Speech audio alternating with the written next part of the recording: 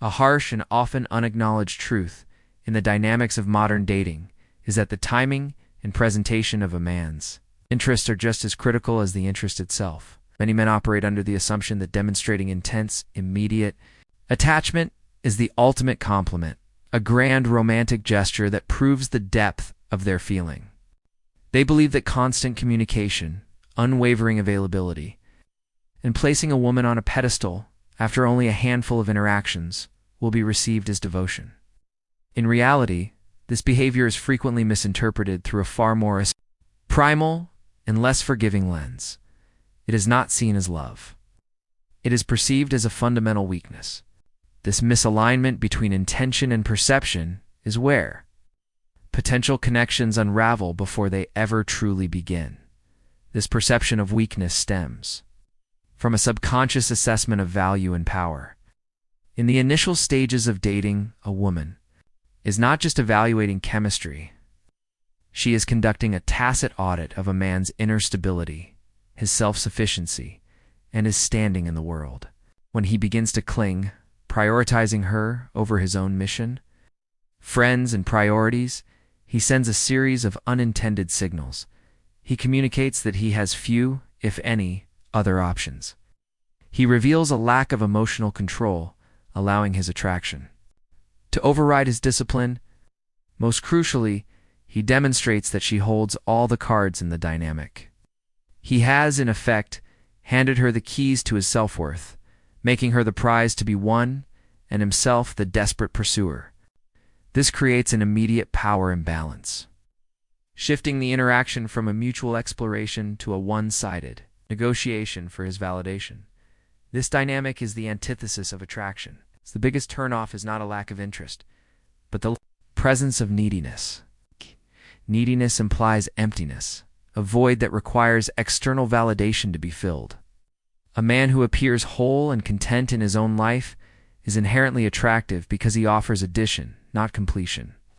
Conversely, a man who attaches too quickly presents himself as a project, an emotional liability.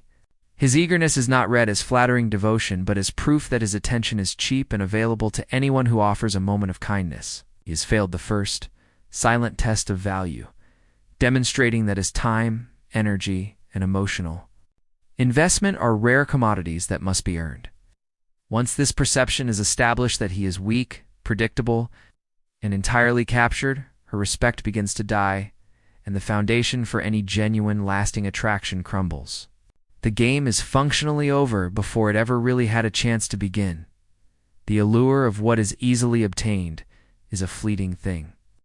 A universal principle of human psychology that finds one of its sharpest expressions in the realm of attraction. We are wired to assign value to things based on the effort, skill, or time required to acquire them. A trophy earned through perseverance is cherished. The same trophy won by mere chance is often relegated to a shelf, forgotten.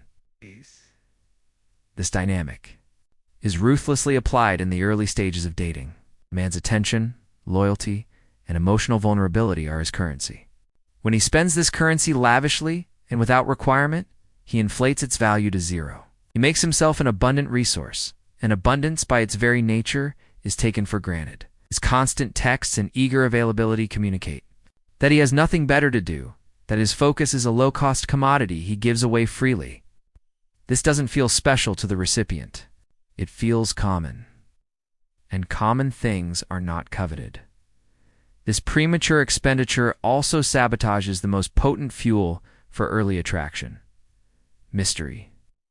A compelling connection is built on a gradual unfolding, a sense that there are layers yet to be discovered.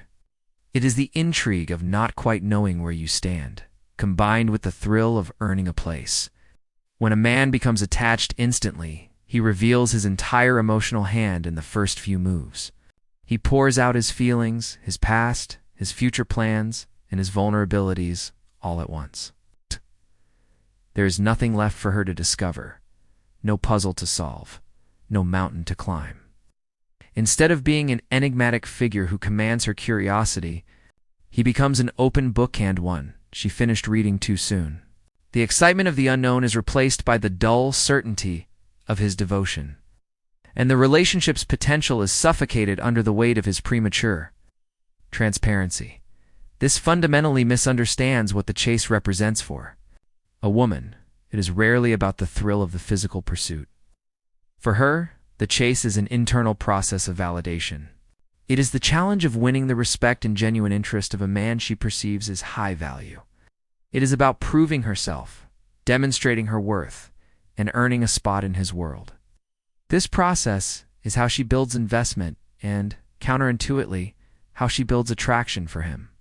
By attaching too quickly, a man unilaterally declares her the winner before the race has even started. He hands her the prize, his full commitment, without her having to take a single step onto the track. This robs her of the opportunity to invest, to strive, and to feel the satisfaction of having earned his affection.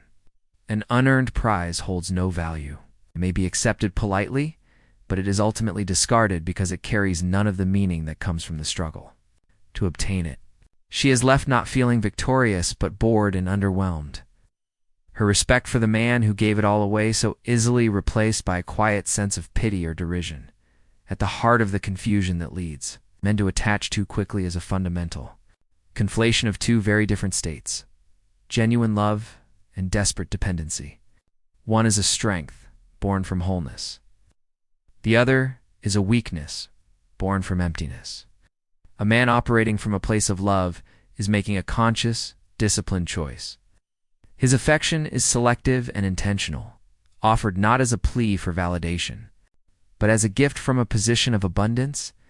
He has a full life, a strong sense of self, and a clear mission.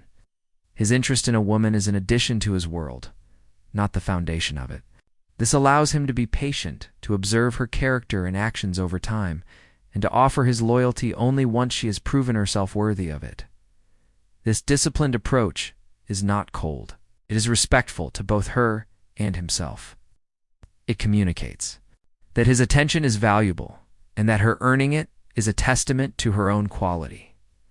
In stark contrast, attachment that arises from dependency is a reflexive, sloppy reaction. It is not truly about the woman herself. It is a projection of a man's own inner void onto a convenient target. Having barely scratched the surface of who she is, he already acts as if she is his soulmate. This is because he is not seeing her clearly.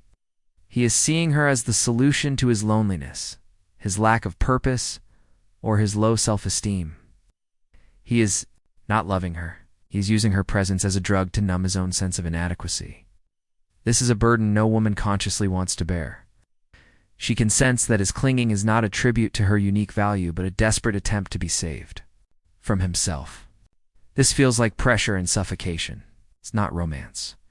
This critical difference is why women admire emotional discipline, but are repelled by emotional desperation. Discipline demonstrates mastery over one's impulses, over one's schedule, and over one's emotional state. A man who can feel a powerful spark of attraction, but not let it blind him or cause him to abandon his principles, shows a fortitude that is inherently attractive. It proves he is a stable force.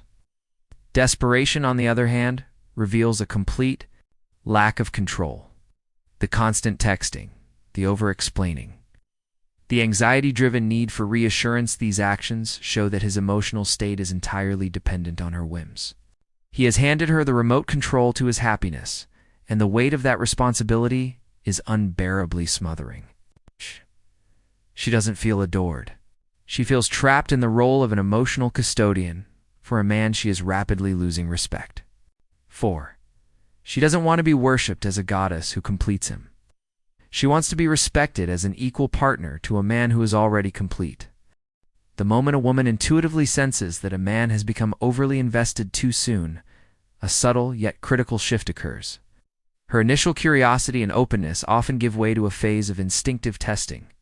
This is not a conscious, malicious game, but a deep-seated, almost biological mechanism to assess the strength of the frame he presented initially. She begins to probe the foundation of his apparent confidence, creating scenarios to see if his center of gravity is within himself, or if it is entirely dependent on her. She may pull back slightly, delay her replies to messages, become less immediately available, or casually reschedule plans. These actions are not necessarily signs of disinterest. They are a litmus test for neediness. She is creating a small vacuum to observe what he will fill it with: patient self-assurance or panicked insecurity. The man who is attached too quickly almost invariably fails this test catastrophically. Interpreting her slight distance not as a test, but as impending rejection, his anxiety takes full control. He responds by doubling down on the very behavior that caused the problem in the first place. The single text that went unanswered is followed by a second, then a third, a cascading display of investment that far exceeds her own. He may begin to over-explain himself, apologize for unknown offenses, or desperately seek reassurance that he hasn't done anything wrong. In a tragic irony, his attempts to salvage the connection serve only to confirm her deepest suspicions. Each panicked message, each plea for attention, is a flashing neon sign pointing directly to his weakness, his lack of options, and his emotional enslavement. He proves that her initial perception was correct. He is not a man of solid value, but one whose stability is a fragile facade that crumbles at the first sign of uncertainty. This confirmation is the point, where respect fully evaporates in private. Mockery often begins. While she may still offer polite smiles in person, internally, she has already categorized him. His value in her eyes plummets from a potential partner to, at best, a source of temporary validation, and at worst, an object of private derision. He becomes a story she shares with friends, an example of what not to be. She might continue to engage with him, accepting attention, gifts, and affirmations, but this is not investment. It is the consumption of an abundant resource that requires no effort to obtain. Her eventual exit is not a dramatic betrayal, but a quiet, guilt-free departure. In her mind, she is not abandoning a meaningful connection. She is simply ceasing to play with a toy that broke too easily. She feels no sense of loss because she never had to invest anything of herself to win him in the first place.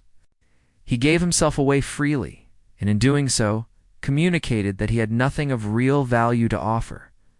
The solution to this cycle is not to become cold, manipulative, or disinterested, but to undergo a fundamental internal shift from neediness to wholeness. This transformation begins with the understanding that genuine attraction is not sparked by relentless pursuit, but by the magnetic tension of uncertainty and the demonstrated value of a life well lived. A high-value man knows that his most attractive quality is not the attention he gives, but the mission he is dedicated to. His sense of purpose, identity, and self-worth is derived from his own standards and achievements, not from external validation. This internal foundation makes him a man of substance. He interacts with women from a place of abundance, the quiet confidence that comes from knowing he is a full person on his own, and that a partner is a welcome addition, not a necessary completion.